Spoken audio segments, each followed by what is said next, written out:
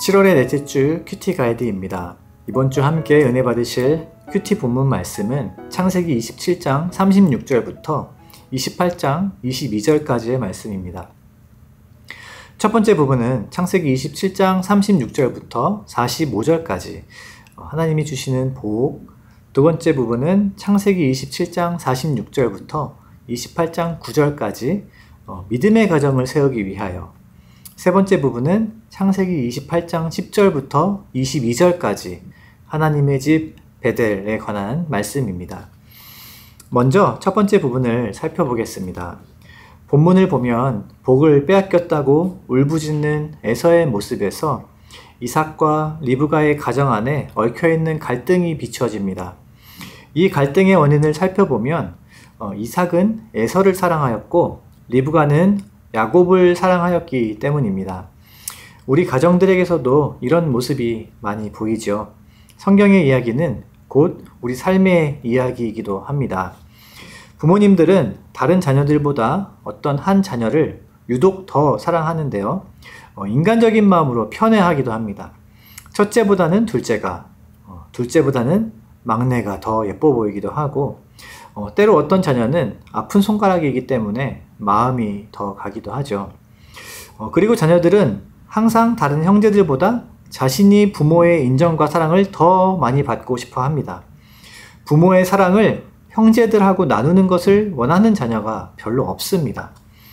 이 본문에서도 야곱은 아버지를 속여서 축복을 혼자 독차지하려고 하였고, 에서는 자신이 받아야 할 축복을 빼앗긴 분노로 인해서 야곱을 죽이려고 마음먹고 아버지가 돌아가시기만을 기다립니다.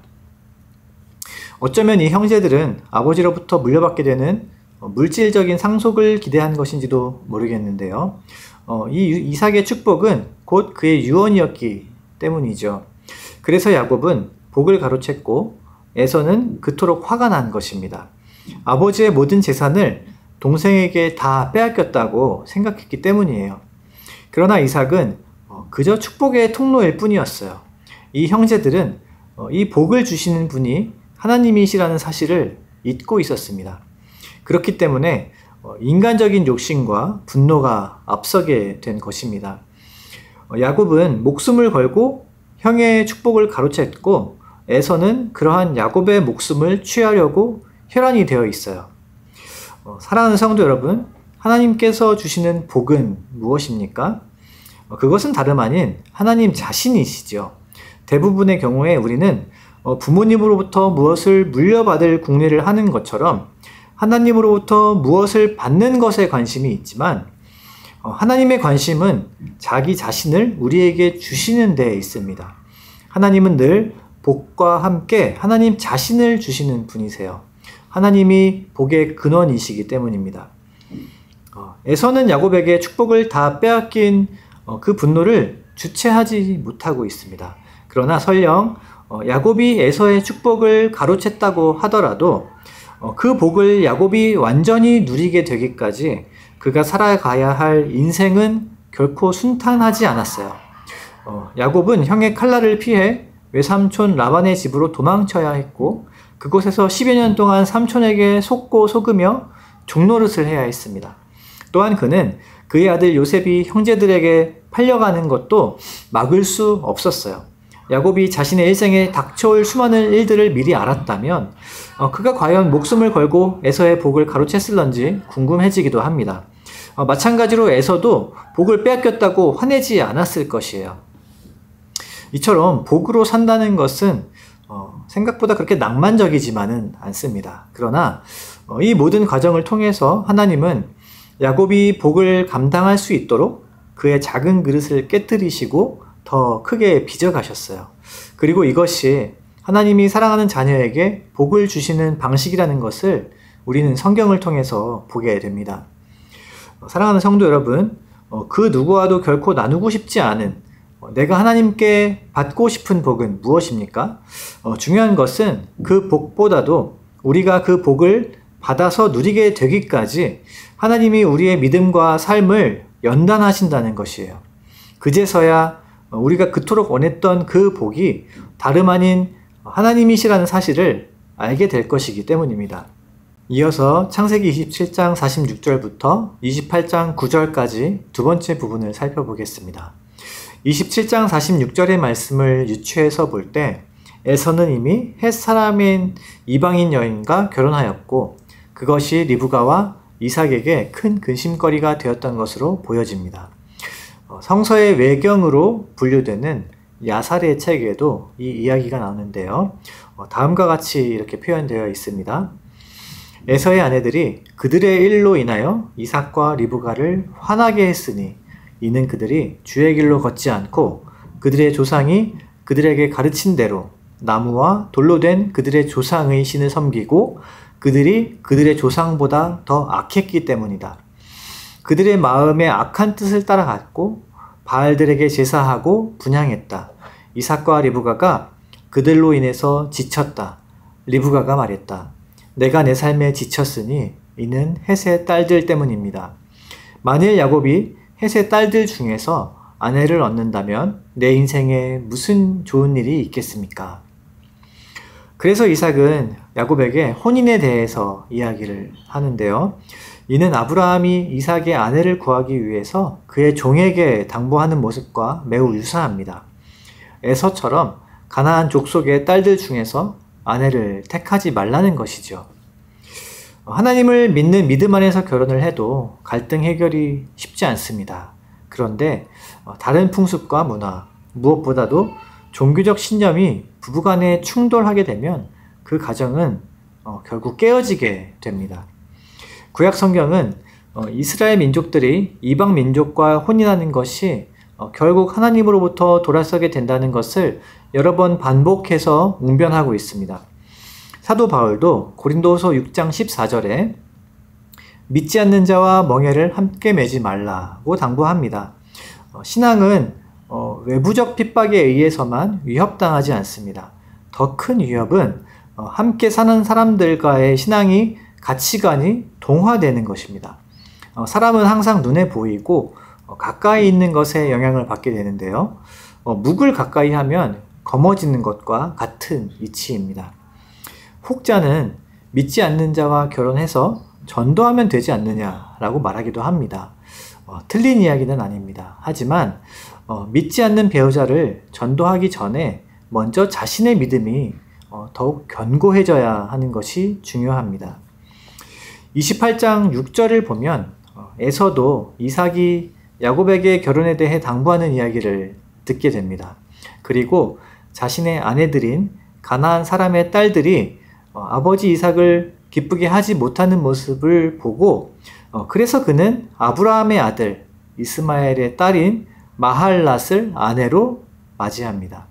하지만 에서의 이 모습은 믿음의 가정을 세우기 위한 것이라기보다는 그저 이삭과 리브가의 눈치를 보고 내린 결정이었을 뿐입니다. 아내만 바뀌면 부모님이 기뻐하고 신앙이 바로 세워질 것이라고 에서는 기대했던 모양입니다. 하지만 바뀌어야 하는 것은 배우자가 아니라 에서 자신이죠. 에서는 자신이 팥죽 한 그릇에 장자의 명분을 팔아놓고서는 야곱이 자신을 속였다고 비난하더니 이제는 자신이 선택한 이방 여인들을 탓하면서 아브라함의 손녀딸과 다시 혼인을 합니다. 에서는 자신의 행동은 전혀 돌아보지 않고 주변 사람들을 탓합니다. 믿음의 가정을 세우는 첫 번째 단계는 자기 자신이 먼저 하나님과의 관계를 잘 세우는 것임을 우리는 잊지 않아야 하겠습니다. 사랑하는 성도 여러분, 그리스도를 주로 섬기는 믿음의 가정 안에서 일평생 신앙을 견고히 할 수 있다는 것은 특별한 하나님의 은혜입니다. 특별히 우리 여러 성도님들께서 자녀들의 혼인을 앞두고 기도하고 계실 텐데요. 우리 부모들은 자녀의 배우자를 대신 선택해 줄 수 없고 그들의 인생을 대신 살아줄 수도 없습니다. 그저 자녀들 각자가 하나님 앞에 단독자로서 어떠한 경우에라도 하나님의 뜻을 선택하며 살아가도록 기도하고 지지해 줄 수 있을 뿐입니다. 바라기는 기쁨이 되는 교회 모든 성도님들의 각 가정이 우리의 다음 세대들에게 믿음의 유산을 성실하게 물려주는 그런 공동체가 되기를 소망합니다. 마지막으로 세 번째 부분은 창세기 28장 10절부터 22절까지입니다. 형의 낯을 피하여 도망친 야곱은 광야에서 홀로 밤을 맞이하게 되었습니다. 그는 아버지와 형을 속이고 축복을 독차지하였지만 현실은 참으로 암담했습니다. 무엇보다도 지금 우리가 성경을 통해서 만나고 있는 이 야곱은 아직 하나님을 만나지 못한 사람이었어요. 그런데 오늘 본문에서 하나님과 야곱의 첫 만남이 뜻밖의 장소와 뜻밖의 상황에서 이루어지고 있는 것을 우리는 볼 수 있습니다. 야곱은 지금 성전이 아니라 길에서 하나님을 만나고 있죠. 성도 여러분, 길에서 하나님을 만나보신 적이 있으십니까? 하나님께서는 우리 몸을 성전 삼으셨기 때문에 예배당에서만 뵐 수 있는 것이 아니라 일상의 모든 자리에서 그리고 꿈에서라도 만나 뵐 수 있습니다. 즉 야곱은 자신이 뜻하지 않은 장소인 광야 길과 꿈이라는 뜻밖의 상황에서 하나님을 대면하게 된 것이죠. 야곱이 꿈에서 보니 기이한 장면이 눈앞에 펼쳐지게 되었습니다. 사닥다리가 땅에서부터 하늘까지 연결되어 있었고 천사가 그 사다리를 오르락 내리락 하고 있었습니다. 이러한 환상과 함께 하나님께서는 야곱에게 말씀을 하셨는데요. 이처럼 야곱은 시각과 청각을 비롯하여 전 인격이 하나님을 마주하게 됩니다. 때때로 우리는 예배나 기도를 통해서 신앙의 황홀경과 같은 깊은 영적 체험을 하고 싶어 합니다. 구약의 선지자들과 베드로와 요한 그리고 바울과 같은 신약의 사도들은 이와 같은 황홀경을 종종 경험하기도 하였습니다. 그러나 그런 황홀경 뒤에는 반드시 하나님의 음성, 하나님의 말씀이 있었습니다. 하나님을 만났는데 말씀이 없었다면 그런 경우는 없습니다. 본문의 핵심은 사다리 환상이 아니라 하나님이 야곱에게 하신 말씀에 있습니다. 28장 13절부터 15절까지의 말씀입니다. 나는 여호와니 너의 조부 아브라함의 하나님이요 이삭의 하나님이라. 내가 누워있는 땅을 내가 너와 내 자손에게 주리니 내 자손이 땅의 티끌같이 되어 내가 서쪽과 동쪽과 북쪽과 남쪽으로 퍼져갈 것이며 땅의 모든 족속이 너와 내 자손으로 말미암아 복을 받으리라. 내가 너와 함께 있어 내가 어디로 가든지 너를 지키며 너를 이끌어 이 땅으로 돌아오게 할지라. 내가 내게 허락한 것을 다 이루기까지 너를 떠나지 아니하리라 하신지라. 사랑하는 성도 여러분, 야곱은 이전까지는 하나님에 대한 이야기를 많이 들었겠지만 하나님을 알지는 못했습니다. 하나님에 대한 단순한 지식과 정보만 알았을 뿐 그분의 인격을 알지 못했다는 것이에요. 그러나 이제 야곱은 아브라함과 이삭에게 말로만 전해 들었던 그 관념 속의 하나님을 앞을 예측할 수 없는 삶의 자리에서야 비로소 만나게 되었습니다. 그는 28장 16절에서 이렇게 고백을 합니다. 야곱이 잠에서 깨어 이르되 여호와께서 과연 여기에 계시거늘 내가 알지 못하였도다. 이게 무슨 말씀입니까? 내가 이제서야 여호와께서 어디에나 계셨다는 것을 알게 되었다라는 고백입니다. 하나님께서 우리와 함께 하심을 아는 것과 모르는 것에는 매우 큰 차이가 있죠. 모르면 누릴 수 없지만 알면 누릴 수 있기 때문이에요. 야곱은 홀로 외로이 광야길을 걷는 듯 하였지만 하나님은 언제나 어디서나 항상 야곱과 함께 계셨습니다.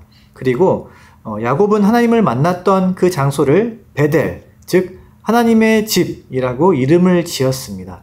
이 베델은 후에 야곱이 어려움에 처했을 때 하나님을 만나기 위해 다시 찾게 되고 북이스라엘 민족의 예배 처소로서 인정되는 등 구약 성경에서는 아주 중요한 지명으로 활용이 됩니다. 성도 여러분, 하나님께서 만나주셨던 그리고 다시 돌아가야 할 나의 베델은 어디입니까? 다시 돌아갈 베델, 하나님을 만났던 그 베델이 있다면 우리의 믿음은 소망이 있는 줄로 믿습니다. 시작된 이제 한 주간의 삶을 통해서 여호와께서 과연 나의 인생 가운데 함께 계셨도다 라고 고백하며 하나님을 더 깊이 만나시는 우리 귀한 성도님들 되시기를 주님의 이름으로 축복합니다. 주신 말씀을 묵상하며 더 깊은 기도의 자리에서 개인의 기도와 함께 교회와 나라를 위해 중보해 주시기를 바랍니다. 감사합니다.